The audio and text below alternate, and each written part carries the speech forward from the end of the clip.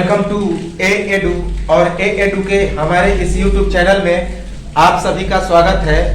तो मध्यकालीन भारत के इतिहास को हम लोग पढ़ रहे थे, जिसके अंतर्गत हम लोग बहमनी साम्राज्य को पढ़ रहे थे। और पिछले वीडियो में हम लोगों ने बहमनी साम्राज्य के कुछ प्रमुख सुल्तानों को देखा, क्योंकि यह पूरी तरह से एक मुस्लिम संप्रदाय का साम्राज्य था, जिसका संस्थापक था हसन गंगू, जिसका एक और नाम था अलाउद्दीन बहमन शाह। तो अलाउद्दीन बहमन शाह या हसन गंगू, जिसने जफर खां की उपाधि धारण की थी, तो उसी ने इसकी स्थापना की थी। तो ये सभी चीजें हम लोगों ने पिछले वीडियो में देख लिया था। इस वीडियो में उसे हम कंटिन्यू करेंगे, इस बहमनी साम्राज्य को। और अगला जो शासक था, जिसका नाम था अहमद शाह बहमनी, तो उसको देखेंगे। और उसके बाद पहले हम लोगों ने देखा था फिरोज शाह बहमनी को, जो कि एक और महान शासक था इस बहमनी साम्राज्य का। तो चलिए हम लोग अहमद शाह बहमनी से आज के वीडियो को कंटिन्यू करें। तो अहमद शाह बहमनी, जिसका शासन काल 1422 ईस्वी से 1435 ईस्वी तक था। अहमद शाह बहमनी का शासन काल 1422 ईस्वी से 1435 ईस्वी तक था। हमने बताया था कि फिरोज शाह बहमनी का यह भाई था, और 1422 ईस्वी में फिरोज शाह बहमनी की हत्या करके यह गद्दी पर आसीन हुआ। और इसका समर्थन किसका समर्थन प्राप्त था? तो सूफी संत गौस दुराज का, ये दुराज का इसको समर्थन प्राप्त था। तो 1422 ईस्वी में अपने भाई फिरोज शाह प्रथम या फिरोज शाह बहमनी की हत्या कर यह गद्दी पर आसीन हुआ। कौन? तो अहमद शाह बहमनी। इसने राजधानी को परिवर्तित कर दिया, गुलबर्गा से हटाकर बीदर को राजधानी बना दिया। बीदर का नाम क्या रखा? तो मुहम्मदाबाद रखा। मुहम्मदाबाद कब? 1423 ईस्वी में। मुहम्मदाबाद को कुछ दिन बाद क्या नाम रख दिया? तो अहमदनगर रख दिया। तो याद रखेंगे कि अभी तक जो राजधानी चल रही थी वह गुलबर्गा चल रही थी, लेकिन इस अहमद शाह बहमनी ने गुलबर्गा से राजधानी को परिवर्तित करके बीदर को कर दिया। कहां कर दिया? तो बीदर में अपनी राजधानी को बदल दिया, गुलबर्गा से हटाकर बीदर को कर दिया। और बीदर का नाम रख दिया मुहम्मदाबाद। कब? 1423 ईस्वी में। बाद में इसने मुहम्मदाबाद को नाम बदलकर अहमदनगर रख दिया। मुहम्मदाबाद से भी नाम हटाकर क्या नाम रख दिया? तो अहमदनगर रख दिया। अफराकियों के वंशज सलाफ हसन को मलिक उत तज्जर की उपाधि से वकीले सल्तनत या प्रधानमंत्री की इसने नियुक्ति की। इस नियुक्ति से सांप्रदायिकता को काफी बढ़ावा प्राप्त हुआ। तो अफराकियों के वंशज सलाफ हसन को मलिक उत तज्जर की उपाधि से इसने क्या किया?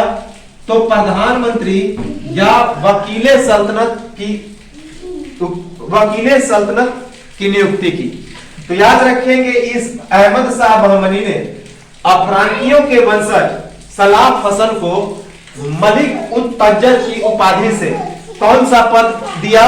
तो प्रधानमंत्री या फिर वकीले सल्तनत का पद दिया, अर्थात उसे प्रधानमंत्री या वकीले सल्तनत बनाया। और इसके बाद वहां पे सांप्रदायिकता का काफी बढ़ावा मिल गया। तो इस नियुक्ति से बहमनी साम्राज्य में सांप्रदायिकता को काफी बढ़ावा प्राप्त हुआ, सांप्रदायिक शक्तियां काफी बढ़ने लगी। अपने सैनिक अभियान के तहत विजयनगर साम्राज्य वारंगल हिंदू राज्य था। तो अपने सैनिक अभियान के तहत विजयनगर साम्राज्य वारंगल एवं मालवा पर विजय प्राप्त किया। किसने? तो अहमद शाह बहमनी ने। इन राज्यों को बुरी तरह पराजित करने के बाद हजारों स्त्री पुरुषों और बच्चों का इसने कत्ल भी करवा दिया। तो अपने सैनिक अभियान के तहत विजयनगर का हिंदू साम्राज्य, वारंगल के काकतीय वंश का हिंदू साम्राज्य और मालवा पर इसने विजय प्राप्त किया। और इस विजय अभियान के तहत इस अहमद शाह बहमनी ने इन राज्यों को बुरी तरह से पराजित करके पूरी तरह से नष्ट किया और हजारों स्त्री पुरुषों और बच्चों का इसने कत्ल करवा दिया। याद रखेंगे।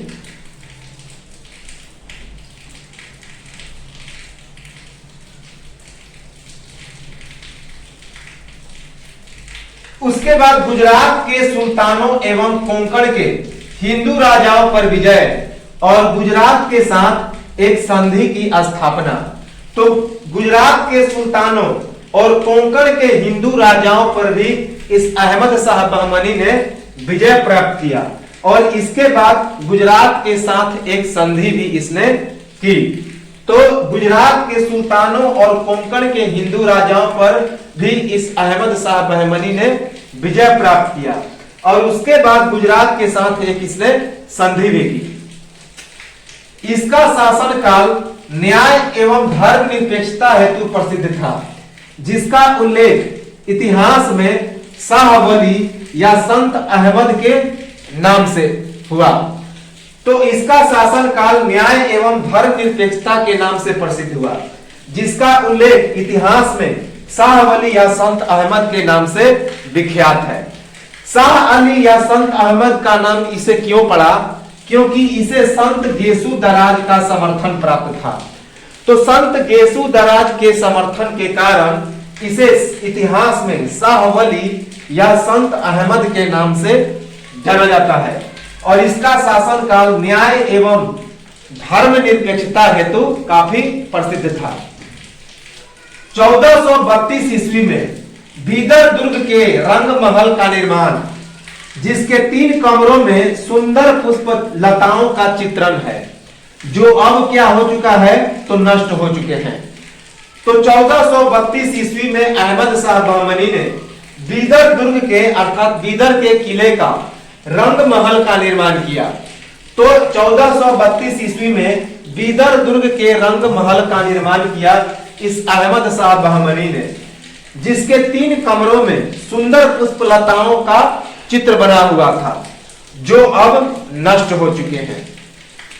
1435 ईस्वी में मृत्यु। तो अहमद शाह बहमनी की मृत्यु कब हुई? 1435 ईस्वी में। इसके बाद अगला शासक बनता है, अगला सुल्तान बनता है अलाउद्दीन बहमन शाह द्वितीय। अलाउद्दीन बहमन शाह द्वितीय, जिसका 1435 ईस्वी से 1457 ईस्वी तक शासन रहा। तो 1435 से 1457 ईस्वी तक अहमद शाह बहमनी का पुत्र अलाउद्दीन बहमन शाह द्वितीय, जो 1435 से 1457 ईस्वी तक इस बहमनी साम्राज्य का सुल्तान रहा। 1422 ईस्वी में अपने पिता, सॉरी यहां पे 1435 होगा, तो 1435 ईस्वी में अपने पिता अहमद शाह बहमनी की जगह अगला सुल्तान, तो 1435 ईस्वी में अपने पिता अहमद शाह बहमनी की जगह या अहमद बहमनी शाह द्वितीय अगला सुल्तान बनता है। विजयनगर के राजा देवराय द्वितीय को पराजित कर उसके साथ संधि। तो अलाउद्दीन बहमन शाह द्वितीय ने विजयनगर के राजा देवराय द्वितीय को पराजित करके उसके साथ क्या किया? तो संधि किया। याद रखेंगे। इस्लाम का उत्साही प्रचारक और अपने सहधर्मी मुसलमानों के प्रति कृपालु। तो इस्लाम का यह उत्साही प्रचारक था और अपने सहधर्मी मुसलमानों के प्रति काफी यह कृपालु था, अर्थात मुसलमानों के प्रति यह काफी कृपा की भावना रखता था, अर्थात यह मुसलमानों का अच्छा समर्थक था। याद रखेंगे। तो इस्लाम का यह उत्साही प्रचारक था, काफी इस्लाम का इसने प्रचार किया और अपने सहधर्मी मुसलमानों के प्रति यह काफी कृपालु भी था। बहुत सारे मदरसे, मस्जिदों और वक्फ की स्थापना। तो इसने बहुत सारे मदरसों, मस्जिदों और वक्फ की स्थापना की। किसने? तो अलाउद्दीन बहमन शाह द्वितीय ने राजधानी बीदर में एक अच्छा सफा खाना का निर्माण इंपॉर्टेंट है। तो अलाउद्दीन बहमन शाह द्वितीय ने अपनी राजधानी बीदर में एक सुंदर सफा खाना का निर्माण किया, एक अच्छा सफा खाना का निर्माण किया। इसके शासनकाल में दक्कनी मुसलमान जिन्हें हबशियों का समर्थन प्राप्त था, जिनमें अधिकतर सुन्नी मुसलमान थे, और विलायती मुसलमान जो कि शिया थे, उनमें प्रतिद्वंद आरंभ हो गया, जिसके कारण सुल्तानों के समर्थन से बहुत सारे विलायती मुसलमानों अर्थात शिया सैयदों और मुगलों की पूना के निकट चक्कन में इसने हत्या करवा दी। तो इसके शासनकाल में दक्कनी मुसलमान जिन्हें हबशियों का समर्थन प्राप्त था, जिनमें अधिकतर सुन्नी मुसलमान थे, तो उनका प्रतिद्वंद आरंभ हुआ विलायती मुसलमानों के साथ, जो मुख्यतः क्या थे, तो शिया धर्म के थे, जिसके कारण सुल्तानों के समर्थन से इसने अलाउद्दीन बहमन शाह द्वितीय ने बहुत सारे विलायती मुसलमानों, सैयदों और मुगलों की पूना के निकट चक्कन में हत्या करवा दी, उनका कत्लेआम करवा दिया, याद रखेंगे। तो इसके शासनकाल में दक्कनी मुसलमान अर्थात दक्कन के मुसलमान जिन्हें हबशियों का समर्थन प्राप्त था, जिनमें अधिकतर सुन्नी मुसलमान थे, और इनका विलायती मुसलमान अर्थात शिया से प्रतिद्वंद आरंभ हो गया, जिसके कारण इस सुल्तानों के समर्थन से इस सुन्नी मुसलमानों ने बहुत सारे विलायती मुसलमानों अर्थात शिया सैयदों और मुगलों की हत्या करवा दी। कहां पे? तो मुगलों की पूना के निकट चक्कन में। इसकी मृत्यु 1457 ईस्वी में हुई। तो अलाउद्दीन बहमन शाह द्वितीय की मृत्यु कब हुई? तो 1457 ईस्वी में। इसके बाद अगला शासक बनता है हुमायूं शाह बहमनी, जिसका शासनकाल 1457 से 1461 ईस्वी के बीच रहता है। तो अगला जो शासक बनता है अलाउद्दीन बहमन शाह द्वितीय के बाद इस बहमनी साम्राज्य का सुल्तान बनता है कौन? तो हुमायूं शाह बहमनी, जिसका शासनकाल 1457 से 1461 तक था। 1457 ईस्वी में अपने पिता अलाउद्दीन बहमन शाह द्वितीय की मृत्यु के बाद बहमनी साम्राज्य का अगला सुल्तान, तो 1457 ईस्वी में पिता अलाउद्दीन शाह द्वितीय की मृत्यु के बाद यह बहमनी साम्राज्य का अगला सुल्तान बना। अलाउद्दीन हुमायूं के नाम से प्रसिद्ध, तो यह हुमायूं शाह बहमनी अलाउद्दीन हुमायूं के नाम से प्रसिद्ध था। इसका एक प्रमुख प्रधानमंत्री था महमूद गवां, जो काफी महत्वाकांक्षी और कूटनीतिक था। याद रखेंगे, कूटनीतिज्ञ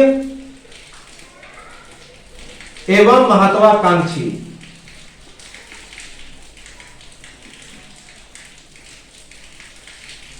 तो इसका एक प्रमुख प्रधानमंत्री था जिसका नाम था महमूद गवां, जो एक कूटनीतिज्ञ एवं महत्वाकांक्षी था। काफी क्रूर सुल्तान, इसी कारण जालिम के नाम से प्रसिद्ध। तो यह हुमायूं शाह बहमनी काफी क्रूर सुल्तान था, इसी कारण यह जालिम के नाम से इतिहास में प्रसिद्ध हुआ। तो काफी क्रूर सुल्तान था यह हुमायूं शाह बहमनी, इसी कारण यह जालिम के नाम से इतिहास में प्रसिद्ध हुआ। इसके शासन काल में कई विद्रोह, जिनकी सफलता महमूद गवां के द्वारा, तो हुमायूं शाह बहमनी के शासन काल में कई विद्रोह हुए, जिनकी सफलता किसके द्वारा हुई? तो महमूद गवां के द्वारा। एक प्रशासनिक परिषद की स्थापना काफी इंपॉर्टेंट है। तो हुमायूं शाह बहमनी ने एक प्रशासनिक परिषद की स्थापना की, जिसके सदस्य थे उसकी राजमाता मखदूमे जहां, महमूद गवां और मंत्री ख्वाजा जहां सहित 3 अन्य सदस्य। तो हुमायूं शाह बहमनी ने एक प्रशासनिक परिषद की स्थापना की, जिसके सदस्य थे उसकी राजमाता मखदूमे जहां, महमूद गवां और मंत्री ख्वाजा जहां और 3 और सदस्य थे। याद रखेंगे, इंपॉर्टेंट है। इसके बाद अगला शासक बनता है निजाम शाह बहमनी। निजाम शाह बहमनी इसके बाद अगला शासक बनता है, जिसका शासनकाल 1461 ईस्वी से 1463 ईस्वी तक था। तो 1461 ईस्वी में अपने पिता हुमायूं शाह की मृत्यु के बाद अगला बहमनी सुल्तान बनता है। कौन? तो निजाम शाह बहमनी। सिंहासन के समय अल्प व्यस्त और सत्ता की बागडोर राजमाता मखदूम जहां के हाथों में। तो 1461 ईस्वी में निजाम शाह बहमनी अपने पिता हुमायूं शाह बहमनी की मृत्यु के बाद अगला सुल्तान बनता है बहमनी साम्राज्य का। और यह सिंहासन जब इसको मिला तो इसकी आयु काफी कम थी, अल्प व्यस्त था और सत्ता की जो बागडोर थी राजमाता मखदूम जहां के हाथों में था। अल्प आयु में ही अपने पिता द्वारा स्थापित प्रशासनिक परिषद के सहयोग से शासन। प्रशासनिक परिषद में राजमाता मखदूम जहां, महमूद गवां और ख्वाजा जहां थे। तो अल्प आयु में ही अपने पिता द्वारा स्थापित, तो हमने बताया था कि हुमायूं शाह बहमनी ने एक प्रशासनिक परिषद की स्थापना की थी, जिसके सदस्य थे राजमाता मखदूम जहां, महमूद गवां, ख्वाजा और अन्य 3 सदस्य। तो इनके सदस्य थे, इनके सहयोग से इसने शासन की शुरुआत की, शासन को चलाया।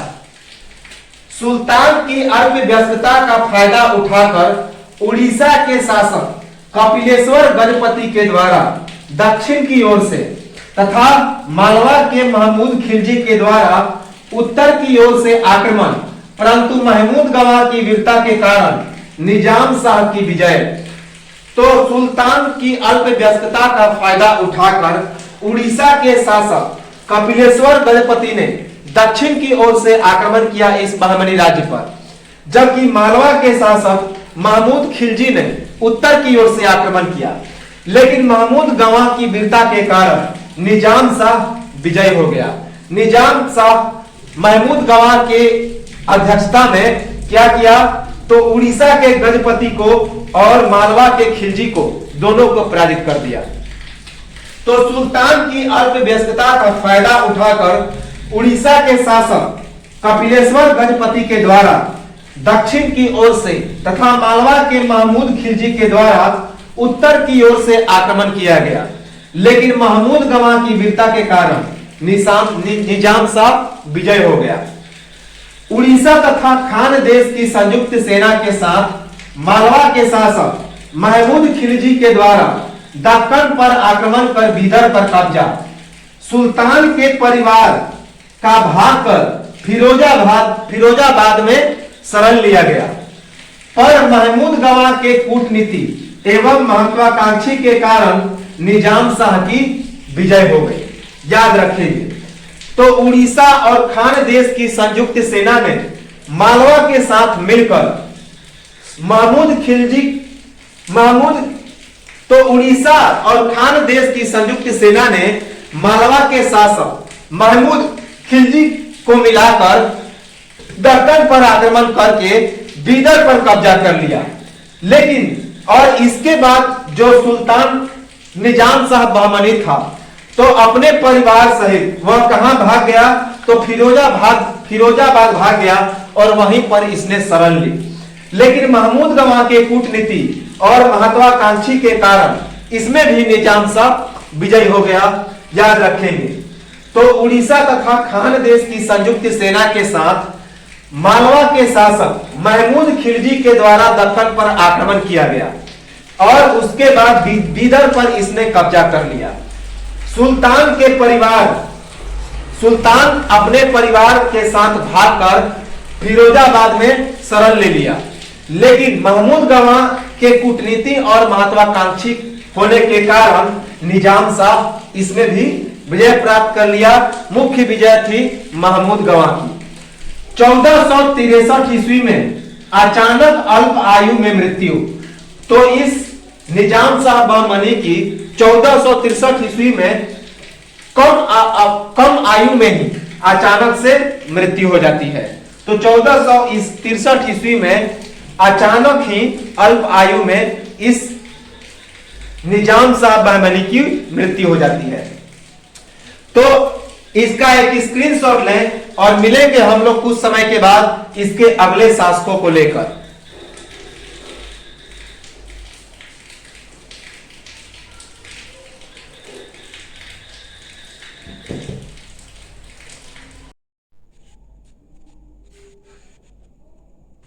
Welcome back again. तो चलिए एक बार फिर से हम लोग इस बहमनी साम्राज्य को कंटिन्यू करें। तो अगला जो शासक बनता है उसका नाम था मोहम्मद बहमनी शाह तृतीय या फिर मोहम्मद शाह तृतीय, जिसका शासनकाल 1463 ईस्वी से 1482 ईस्वी तक था। तो 1463 ईस्वी से 1482 ईस्वी तक मोहम्मद शाह तृतीय या मोहम्मद बहमनी शाह तृतीय अगला शासक बनता है, अगला सुल्तान बनता है बहमनी साम्राज्य का। निजाम शाह बहमनी का छोटा भाई और 1463 ईस्वी में 9 वर्ष की अवस्था में गद्दी पर आसीन। तो यह निजाम शाह बहमनी का छोटा भाई था और 1463 ईस्वी में महज 9 वर्ष की अवस्था में ही बहमनी साम्राज्य के सुल्तान के पद पर बैठता है। तो निजाम शाह बहमनी का यह छोटा भाई था और 1463 ईस्वी में 9 वर्ष की अवस्था में बहमनी का सुल्तान बनता है। इसके शासनकाल में महमूद गवाह के व्यक्तित्व में प्रभावशाली ढंग से उभार हुआ। तो इसके शासनकाल में महमूद गवाह, हमने बताया था कि महमूद गवाह एक प्रकार का वजीर था। तो महमूद गवाह जो था इसके शासनकाल में उसका जो व्यक्तित्व था प्रभावशाली ढंग से उसके व्यक्तित्व में उभार हुआ। अर्थात काफी जो है महमूद गवाह ने अपनी इसकी सत्ता अपने हाथों में ले ली और वास्तविक शासक वही रहा महमूद गवाह मोहम्मद बहमनी शाह तृतीय के शासनकाल में, क्योंकि इसकी आयु महज 9 वर्ष थी। ख्वाजा जहां की उपाधि से महमूद गवाह प्रधानमंत्री नियुक्त। बहमनी साम्राज्य का आगे का 20 वर्ष का इतिहास महमूद गवाह के इर्द गिर्द सिमट कर रह गया। तो याद रखेंगे कि ख्वाजा जहां की उपाधि से यह महमूद गवाह प्रधानमंत्री नियुक्त हुआ और बहमनी साम्राज्य के आगे का जो 20 वर्ष का इतिहास रहा वह इसी महमूद गवाह के इर्द गिर्द सिमट करके रह गया। महमूद गवाह के द्वारा बहमनी साम्राज्य का विस्तार कोरोमंडल से अरब महासागर के तट तक हुआ, जिससे उसके राज्य की सीमा उत्तर में उड़ीसा की सीमा एवं कांची तक हो गया। तो महमूद गवाह ने बहमनी साम्राज्य का विस्तार किया। कहां से? तो कोरोमंडल से अरब महासागर के तट तक, जिससे उसके राज्य की सीमा विस्तार उत्तर में उड़ीसा की सीमा तक हो गया और दक्षिण में कांची तक। याद रखेंगे।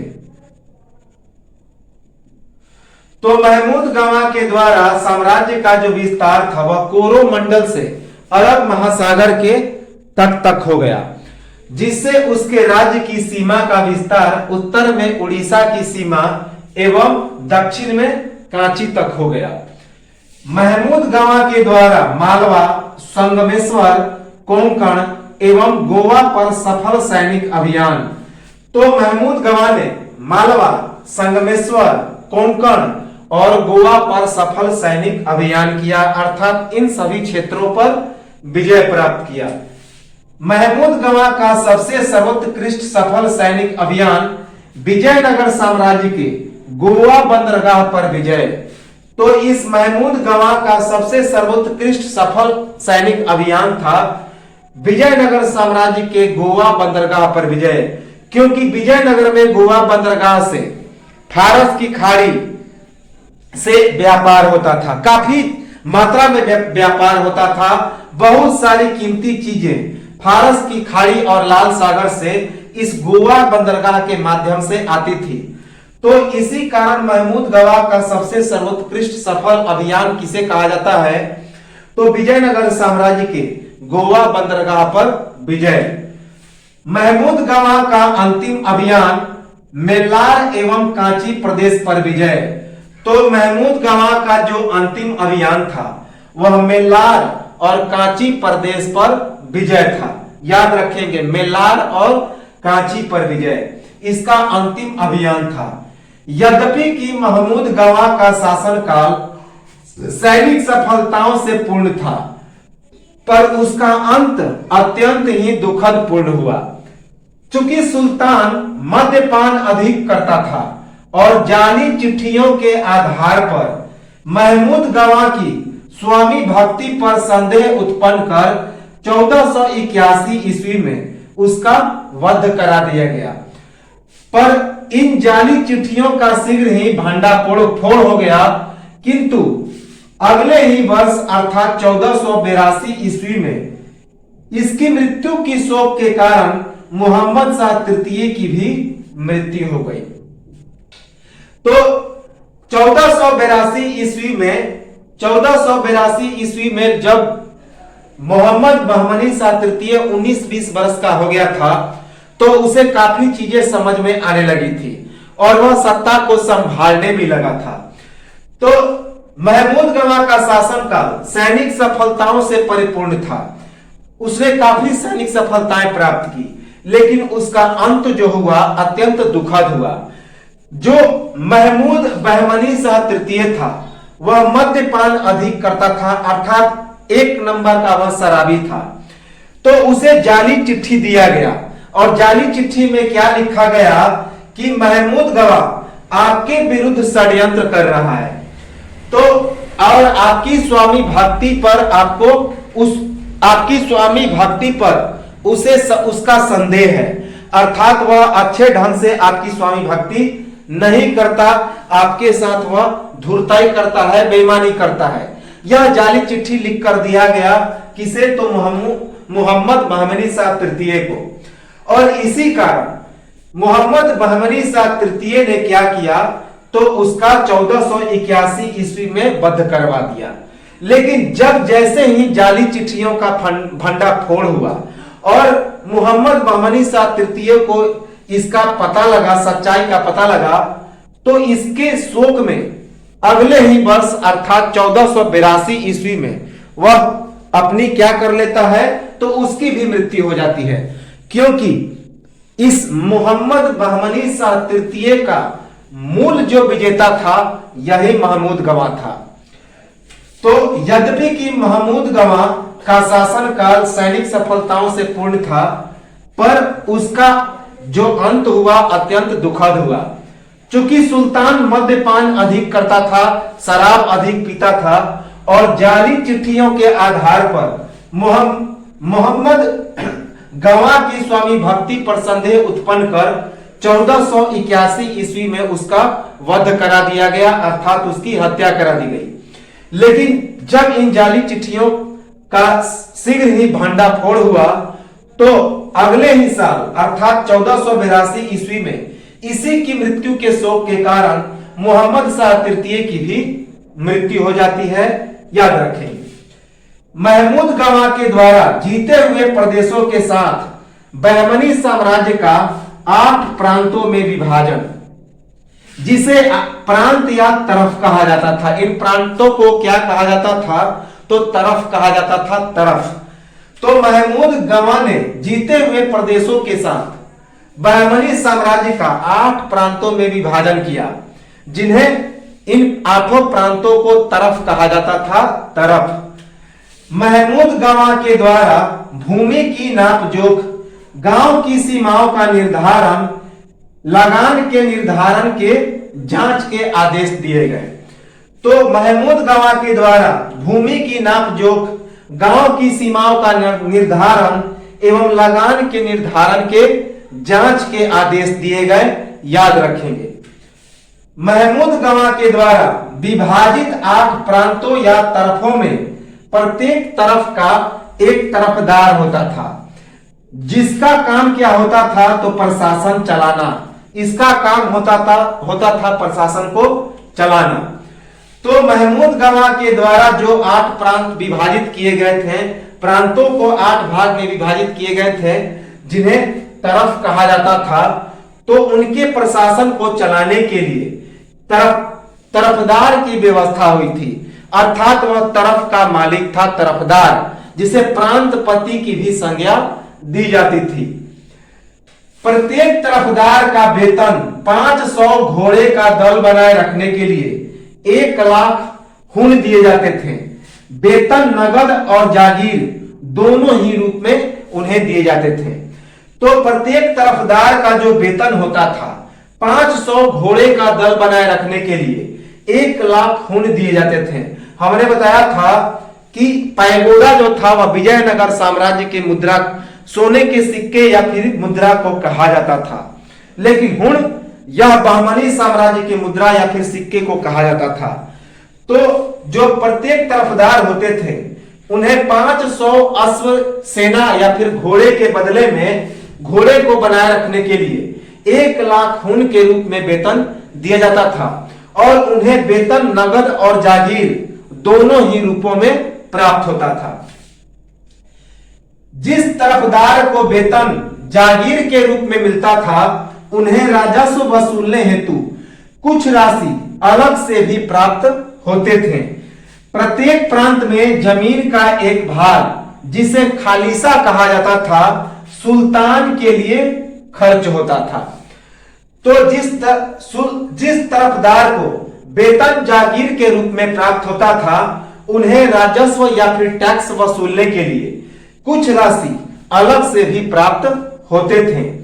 प्रत्येक प्रांत में जमीन का एक भाग, जिसे खालिसा कहा जाता था, सुल्तान के खर्च के रूप में सुरक्षित रखा जाता था। सुल्तान के खर्च के लिए सुरक्षित रखा जाता था। महमूद गवाह कला का महान संरक्षक। तो जो महमूद गवाह था, वह कला या फिर आर्ट का महान संरक्षक था। अर्थात उसके शासन काल में कई मदरसों का निर्माण किया गया, कई कलाकृतियों का निर्माण किया गया। तो महमूद गवाह कला का महान संरक्षक था। महमूद गवाह के द्वारा राजधानी बिदर में एक बहुत बड़े मदरसे का निर्माण, जो एक 3 इमारत थी, एवं इसमें सुंदर रंगीन ईंटों का प्रयोग किया गया था। इसमें 1000 शिक्षक एवं विद्यार्थियों के रहने की व्यवस्था की गई थी। तो महमूद गवाह ने अपनी राजधानी बिदर में एक बहुत ही बड़े मदरसे का निर्माण किया, जो एक 3 इमारत थी, एवं इसमें सुंदर रंगीन ईंटों का प्रयोग किया गया था। इसमें 1000 शिक्षक एवं विद्यार्थियों के रहने की व्यवस्था की गई थी, याद रखेंगे। महमूद गवाह के मदरसे में राज्य की ओर से मुफ्त भोजन और कपड़े की व्यवस्था। तो महमूद गवाह के मदरसे में राज्य की ओर से मुफ्त भोजन और कपड़े की व्यवस्था की गई थी, याद रखेंगे। महमूद गवाह के आमंत्रण पर उस समय प्रसिद्ध ईरानी और इराकी विद्वानों का मदरसे में आगमन। तो महमूद गवाह के आमंत्रण पर उस समय प्रसिद्ध ईरानी और इराकी विद्वान उस मदरसे में आए, याद रखेंगे। महमूद गवाह को 1448 ईस्वी में दीवानी की प्राप्ति, अर्थात मंत्रिमंडल की प्राप्ति हुई थी, वह मंत्री बना था। जन्म से इसका इतिहास अंधकारमय, और प्रारंभ में यह क्या था, तो एक ईरानी व्यापारी था। तो महमूद गवाह को 1448 ईस्वी में दीवानी की प्राप्ति हुई थी, और जन्म से ही इसका जो इतिहास था वह डार्क पूर्ण था, अंधकारमय था, और प्रारंभ में यह एक ईरानी व्यापारी था। महमूद बहमनी शाह तृतीय के शासन काल में मलिक हसन के रूप में एक ब्राह्मण का आश्रय, जिसके द्वारा धर्म परिवर्तन कर अपना नाम क्या रखा गया, तो मलिक हसन रखा गया। तो मोहम्मद बहमनी शाह तृतीय के शासन काल में एक ब्राह्मण रहता था, जिसने अपना धर्म परिवर्तन करके मुसलमान बन गया और अपना नाम क्या रख दिया, तो मलिक हसन। याद रखेंगे कि मोहम्मद बहमनी शाह तृतीय के शासन काल में मलिक हसन के रूप में एक ब्राह्मण का आश्रय था, जिसके द्वारा धर्म परिवर्तन कर अपना नाम क्या रखा गया, तो मलिक हसन रखा गया। मलिक हसन मोहम्मद बहमनी शाह तृतीय के शासन काल में तेलंगाना का सूबेदार था और दक्षिणी मुसलमान अमीरों के दल का प्रमुख सदस्य था। और यह दल विदेशी मुसलमानों के अमीर दल के नेता महमूद गवाह का क्या था, तो विरोधी था। मलिक हसन ने उस षड्यंत्र में भाग लिया जिसके फलस्वरूप 1481 ईस्वी में महमूद गवाह का क्या कर दिया गया, तो वध कर दिया गया। तो याद रखेंगे कि इसी 1481 ईस्वी में मलिक हसन ने इसका वध किया था, वध करवाया था। तो याद रखेंगे मलिक हसन मोहम्मद बहमनी शाह तृतीय के शासन काल में तेलंगाना का सूबेदार था और दक्षिणी मुसलमान अमीरों के दल का क्या था, तो प्रमुख था। अर्थात यह प्रमुख सदस्य था, अर्थात यह सुन्नी समुदाय, जो दक्षिणी मुसलमान अमीर थे वे सुन्नी समुदाय के थे, तो उसके दल का यह एक प्रमुख सदस्य था। और इसका एक विरोधी दल था जिसे विदेशी समुदाय कहा जाता था, विदेशी मुसलमान कहा जाता था। उसके अमीर दल के नेता का नाम था महमूद गवाह, अर्थात यह शिया दल का नेता था। तो यह दोनों एक दूसरे के विरोधी थे। तो यह जो मलिक हसन था तो इसी महमूद गवाह का विरोधी था, क्योंकि यह शिया था और मलिक हसन सुन्नी था, इसी कारण इसे विदेशी मुसलमान कहा जाता था। तो इसी मलिक हसन ने इसके महमूद गवाह के हत्या के षड्यंत्र में भाग लिया था, जिसके फलस्वरूप 1481 ईस्वी में महमूद गवाह का क्या कर दिया गया, तो वध कर दिया गया। याद रखेंगे। इसके बाद अगला शासक बनता है महमूद शाह बहमनी। तो अगला शासक बनता है महमूद शाह बहमनी, जिसका शासनकाल 1482 ईस्वी से 1518 ईस्वी तक था। तो महमूद शाह बहमनी जिसका शासनकाल 1482 ईस्वी से 1518 ईस्वी तक था। तो मोहम्मद बहमनी शाह का उत्तराधिकारी और गद्दी पर बैठने के समय उसका उम्र क्या था, तो 12 साल था। तो मोहम्मद बहमनी शाह तृतीय का उम्र था 9 वर्ष जब वह गद्दी पर बैठा, और उसका उत्तराधिकारी महमूद शाह बहमनी जिसका उम्र था 12 साल जब वह उत्तराधिकारी बना, जब गद्दी का सुल्तान बना। तो मोहम्मद बहमनी शाह का उत्तराधिकारी कौन था, तो महमूद शाह बहमनी। याद रखेंगे। और गद्दी पर बैठने के समय उसका उम्र महज 12 साल था। एक अयोग्य एवं शक्तिहीन शासक। तो महमूद शाह बहमनी एक अयोग्य एवं शक्तिहीन शासक था। याद रखेंगे। इसके शासन काल में बीजापुर, गोलकुंडा, बरार तथा अहमदनगर बहमनी साम्राज्य से अलग हो गए। तो महमूद शाह बहमनी के शासन काल में बीजापुर, गोलकुंडा, बरार तथा अहमदनगर बहमनी साम्राज्य से क्या हो गए, तो अलग हो गए। महमूद शाह बहमनी के शासन काल में बहमनी राज्य केवल राजधानी के आसपास तक सीमित। तो महमूद शाह बहमनी के शासन काल में जो बहमनी राज्य था केवल राजधानी बीदर के आसपास तक ही सीमित रह गया था। याद रखेंगे, क्योंकि हमने बताया था कि अभी तक जो राजधानी कौन चल रही है, तो बीदर। इसके पहले गुलबर्गा था।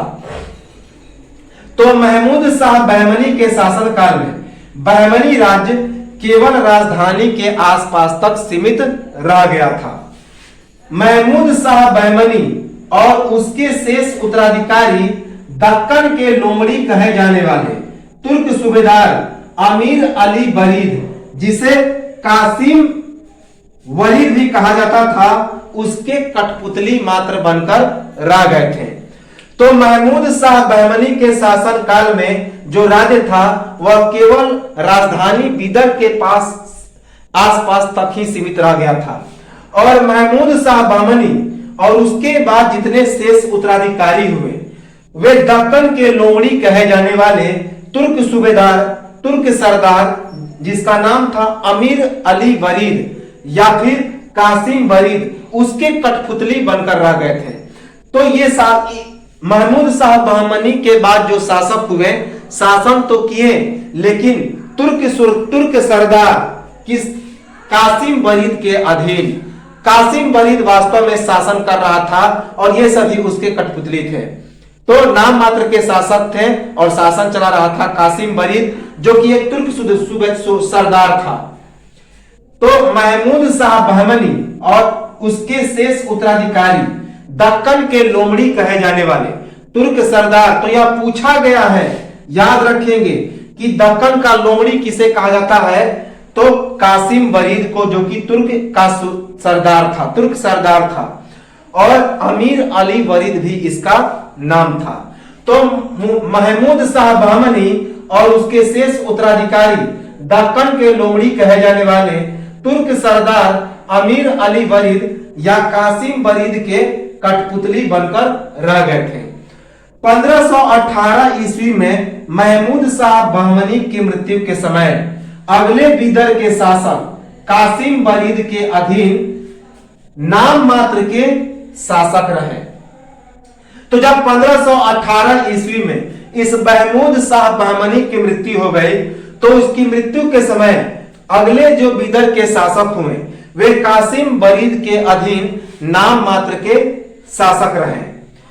महमूद शाह बहमनी के बाद अगले शासक कौन कौन हुए, तो अहमद शाह चतुर्थ, जिसका शासनकाल 1518 ईस्वी से 1520 ईस्वी तक था। उसके बाद अलाउद्दीन शाह, जिसका शासनकाल 1520 से 1523 ईस्वी तक था। ये सभी कासिम बरीद के अधीन नाम मात्र के शासक थे।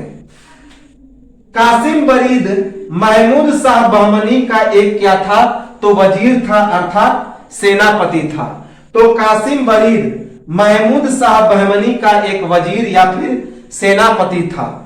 1492 ईस्वी में बहमनी साम्राज्य से बीजापुर, बरार, गोलकुंडा तथा अहमदनगर के निकल जाने के बाद राजधानी के आसपास के हिस्से का शासक बना। कौन, तो यह कासिम बरीद। तो जब 1492 ईस्वी में बहमनी साम्राज्य से कौन कौन राज्य अलग हो जाता है, तो बीजापुर, बरार, गोलकुंडा और अहमदनगर। जब ये क्षेत्र बहमनी साम्राज्य से बाहर निकल जाते हैं, तो इस बीदर की राजधानी के आसपास के हिस्से का शासन कौन करता है, उस क्षेत्र के हिस्से का शासक कौन रहता है, तो यह अमीर अली बरीद या फिर कासिम बरीद। अमीर अली बरीद बरीदशाही वंश का संस्थापक था। One of the most important topics of this Bahmani dynasty. तो बहमनी साम्राज्य का एक बरीदशाही वंश, बहमनी साम्राज्य में एक बरीदशाही वंश भी हुआ। तो अमीर अली बरीद बरीदशाही वंश का क्या था, तो संस्थापक था। याद रखेंगे कि अमीर अली बरीद किस वंश का संस्थापक था, तो बरीदशाही वंश का संस्थापक था। और उसने अपनी राजधानी किसे बनाई, तो बीदर को। यह भी कहा जाता है कि बीदर की स्थापना भी इसी ने की। याद रखेंगे, इस चीज को लिख सकते हैं। तो बीदर की स्थापना,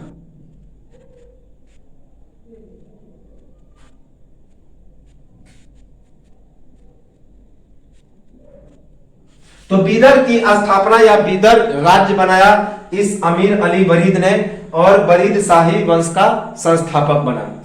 1619 ईस्वी तक कासिम बरीद का बीदर पर शासन रहा, पर 1619 ईस्वी में ही बीदर पर बीजापुर का अधिकार होने से उसका शासन क्या हो गया, तो समाप्त हो गया। तो 1619 ईस्वी तक जो कासिम बरीद था वह बीदर पर शासन किया, लेकिन 1619 ईस्वी में ही बीदर पर बीजापुर का अधिकार हो गया और इसका शासन समाप्त हो गया। अंतिम शासक बनता है कलीमुल्ला बहमनी शाह। तो कलीमुल्ला बहमनी शाह या फिर अली मुल्ला बहमनी शाह याद रखेंगे। तो याद इसका नाम अली मुल्ला भी था।